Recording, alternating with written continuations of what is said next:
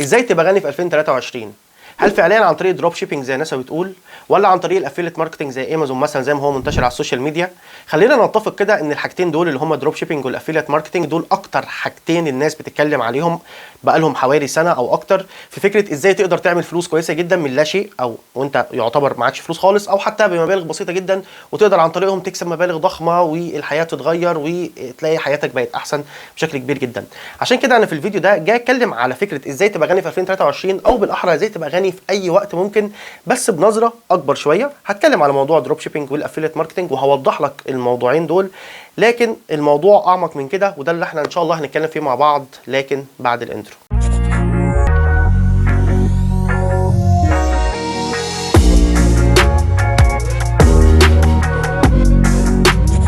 نرجع لموضوع الحلقه، ازاي تبقى غني في 2023 او ازاي تبقى غني عامه. وزي ما قلت في الانترو، انا في الفيديو ده بتكلم عن الموضوع بنظره شامله اكتر، عشان الهدف من الفيديو ان انا مش عايزك تتاثر بالسوشيال ميديا، وان كنت لو دلوقتي واحد من الناس بتوع السوشيال ميديا، عايزك انت تبني قرارك وفكرك انت بنفسك، مش عايزك تمشي ورا الهوجه زي بيقولوا، عشان السوشيال ميديا حاجه والواقع حاجه تانية خالص. وعشان نجاوب على سؤال الحلقه ازاي تبقى غني في 2023 او ازاي تبقى غني عامه، لازم انت الاول تعرف انت فين، وانا هشرح لك يعني كلمه انت فين. هل انت شخص معاه فلوس ولا هل انت شخص معكش فلوس؟ لان الطريق بتاع الشخص اللي معاه فلوس انه يعرف يجيب فلوس تانية بيختلف تماما عن الطريق بتاع الشخص اللي هو بادي من الصفر، اللي هو حرفيا معهوش فلوس نهائي. لان للاسف اللي احنا بنشوفه على السوشيال ميديا واللي بنشوفه على الفيديوهات فكره ازاي تبدا من الصفر في الدروب شيبينج او الافيليت ماركتنج، وبعد كده تحقق ثروه كبيره جدا وتكسب مبالغ ضخمه من اللا شيء، وانت حرفيا بادي بصفر دولار او بصفر جنيه او ايا كان العمله اللي انت شغال بيها. لكن للاسف خليني اقول لك ان الكلام اللي انت بتشوفه على السوشيال ميديا، مش عايز اقول على ناس معينه ان هم كذابين او غيره، لكن خليني اقول لك ان الكلام ده مش واقعي. يعني ممكن ده يبقى نموذج نجاح من 100,000 نموذج فشل تاني من ناس ابتدت من الصفر وما عرفتش تعمل حاجه. فمش عايزك تنجرف ورا السوشيال ميديا، ومش عايزك تنجرف ورا المنظر حد بيكسب كتير وخلاص وهو ما كانش معاه ولا حاجه، لان الكلام ده بنسبه كبيره مش صح. وخليني اوضح لك كلامي بصوره اعمق شويه. اول حاجه لازم تفهم كويس ان كل سنه عشان تبقى غني فيها هي اصعب من السنه اللي قبلها. يعني 2023 السنه اللي احنا عايشين فيها عشان تبقى غني هي اصعب من 2022، 2022 اصعب من اللي قبلها، و2023 هي اسهل من 2024 في فكره انك تبقى غني. وده عكس تماما اللي الناس كتير على السوشيال ميديا بيتكلموا عليه. الناس كلها بتتكلم في فكره انك دلوقتي احنا في زمن السوشيال ميديا، تقدر تنشر الفكره بتاعتك، تقدر تنشر البرودكت بتاعك، تقدر تنشر اي حاجه انت عايزها وتقدر تكسب فلوس بمنتهى البساطه. الكلام ده غلط تماما، وانا هوضح لك ليه الكلام ده غلط. صحيح السوشيال ميديا خلت اي حد يعرف يطلع، واي حد يعرف يتشهر نسبيا، واي حد يقدر الناس تعرفه، لكن في نفس الوقت المنافسه زادت جدا. تخيل معايا لو انت في المكان اللي انت عايش فيه مفيش فيه غير سوبر ماركت واحد، سوبر ماركت ده بتاعك انت كده الماركت شير بتاعك كام؟ ماركت شير بتاعك 100%. تخيل في 100 ماركت، 100 سوبر ماركت فتحوا، بقى كده الماركت شير بتاعك كام؟ بقى 1 على 100. هو ده بالظبط الزمن اللي احنا عايشين فيه. زمان ما كانش فيه سوشيال ميديا، ما كانش فيه انك تقدر تنشر نفسك ولا تقدر تعرف بنفسك للناس، لكن في نفس الوقت كانت المنافسه بسيطه جدا. وبص على الدوله اللي انت عايش فيها ايا كانت الدوله اللي انت عايش فيها. انا دلوقتي عايش في تركيا بقالي 4 سنين. اول ما جيت تركيا كان في مشاريع كتيره جدا الناس لما بتعملها بتكسب منها فلوس كتيره جدا، ودلوقتي هي نفس المشاريع دي وغيرها كتير جدا مستحيل تعرف تكسب حاجه، لان المنافسه زادت بشكل ضخم جدا. لو خدنا الكلام ده نطبقه على دروب شيبينج او على الافيليت ماركتنج، فخليك عارف ان في الاثنين من غير ما اتكلم على كل واحده لان في يعني في اختلافات ما بينهم، لكن في الاثنين كفكره عامه هتلاقي الحاجات دي موجوده. هتلاقي انك محتاج ويب سايت، هتلاقي انك محتاج تنقي برودكت كويس، وهتلاقي انك محتاج ماركتنج. من غير الثلاث حاجات دول انت مش هتعرف تنجح البيزنس بتاعك، سواء كان دروب شيبينج او الافيليت ماركتنج. صحيح الافيليت ماركتنج انت ممكن ما تكونش محتاج تعمل ويب سايت اساسا، لكن في نفس الوقت انت محتاج تختار برودكت كويس جدا، واكيد محتاج تعمل له ماركتنج كويس جدا، والا انت منين انت هتكسب منين؟ الناس هتختارك انت دونا عن باقي الناس. وزي ما قلت فكره المنافسه وفكره الماركت شير، دلوقتي ناس كتيره جدا بتعمل الموضوع ده. وعشان كده لو حبيت تنجح في دروب شيبينج او الافيليت ماركتنج لازم يبقى فيه نقطتين ما تشالوش من راسك.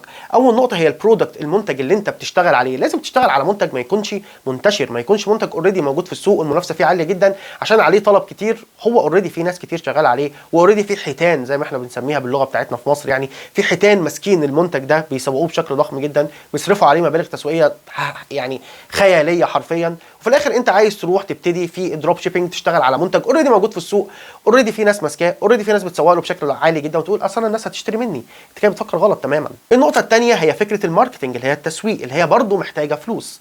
لازم تبقى فاهم ان انت حتى لو اخترت منتج كويس لازم تسوق له، لازم تعرف الناس بالمنتج بتاعك. الناس مش هتعرف ان انت عندك منتج غير لما تطلع تقول لهم انا عندي منتج، او غير يعني ما تعمل دعايه واعلانات ان انت عندك منتج مميز. فلو انت اساسا داخل من الاول وانت مش فاهم النقطتين دول، فما تخشش في البيزنس، وانت في الاخر هتلاقي نفسك دخلت زي ناس كتيره جدا دخلت في البيزنس بتاع دروب شيبنج والافيليت ماركتنج وخسروا مبالغ ضخمه، او اساسا ناس احبطت، ناس باديه من لا شيء وقالت ان هي هتحاول تكون ثروه، اكتشفت ان اساسا مفيش حد عارف يوصل لها وهم مش عارفين يوصلوا لحد، لان الماركتنج محتاج تسويق. عشان كده لو جيت فكرت في الموضوع، انت في الاخر لو قررت تخش في اي بزنس من الاثنين دول، سواء كان دروب شيبنج او الافيليت ماركتنج، فانت محتاج تعمل ماركتنج، محتاج تعمل تسويق، والتسويق يعني فلوس، يعني انت في الاخر هتحتاج تدفع فلوس.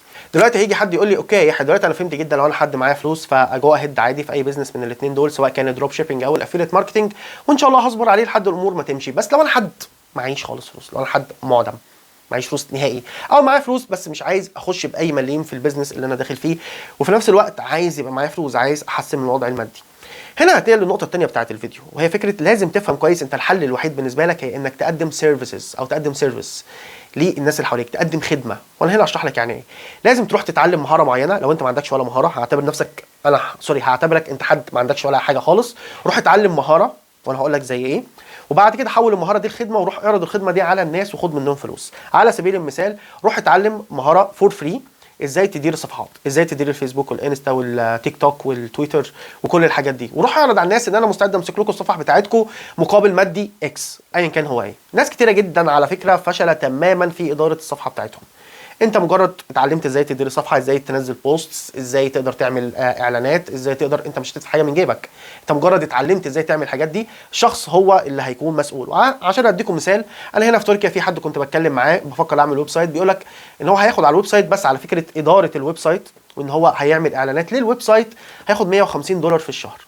$150 في الشهر. انت تقدر تعمل زيه، تقدر انت تتعلم الحاجات دي، وتقدر انت تتعلم المهارات دي، وحول المهاره دي لخدمه اعرضها على الناس. ده الحل الوحيد انك تعمله، انك تتعلم مهاره تحولها لسيرفيس، سيرفيس هتجيب لك فلوس، بقى معاك فلوس، حوشت شويه فلوس، اتنقل للنقطه الثانيه اللي هي تقدر بعد كده ساعتها تروح للدروب شيبنج والافيليت ماركتنج. لكن غير كده ما تخشش في الاثنين دول ابدا، لانك في الاخر هتحتاج فلوس. وعشان نلخص موضوع الحلقه، في الفيديو ده كنت بتكلم ازاي تبقى غني في 2023 او ازاي تبقى غني عامه، وباختصار كانت الاجابه في فكره انك لازم تفهم انت فين. هل انت حد معاك فلوس ولا انت حد معكش فلوس؟ لو انت حد معاك فلوس اوكي، خاطر بالبيزنس الجديد زي الدروب شيبنج او الافيليت ماركتنج او اي حاجه هتطلع تانية، لان كل حاجه هتخش فيها هتكون محتاجه ماركتنج، تسويق، واي بيزنس من غير ماركتنج مش هيمشي، والماركتنج محتاج فلوس. فلو انت حد معاك فلوس هتقدر تغطي مصاريفك 6 شهور سنه قدام. تيك ذا ريسك، خد المخاطره وركز كده في شغلك وتوكل على الله، وان شاء الله يا رب هتنجح فيه. لو انت حد معكش فلوس خالص، انت محتاج تتعلم مهاره، المهاره حولها لخدمه، سيرفيس، والخدمه دي اعرضها على الناس، وبعد كده الناس ان شاء الله هتيجي تطلب منك الخدمه دي. خد خدمه يعني الناس محتاجاها، خدمه مطلوبه، ناس كتيره جدا بتطلبها، وبعد كده قدم لهم الخدمه دي، خد منهم فلوس، حوشت شويه فلوس، اتنقل للنقطه الثانيه وخش في البيزنسز زي الدروب شيبنج والافيليت ماركتنج. ودي نهايه الفيديو بتاعنا النهارده. لو انت عايز تفهم اكتر عن فكره ازاي تدير فلوسك، ففي فيديو كويس جدا انا عامله من زمان، من سنه، عن قواعد الذكاء المالي، سايبه لكم هو طالع قدامكم هنا، وهتلاقيه طالع قدامكم حتى في الاي فوق، وهتلاقيه طالع قدامكم في كل حته. خش عليه واتفرج على قواعد الذكاء المالي، هتغير طريقه تفكيرك تماما. وزي كل مره في اخر كل فيديو، خلي بالكم على نفسكم، وخلي بالكم على الناس اللي بتحبوهم، واشوفكم الفيديو الجاي باذن الله. سلام.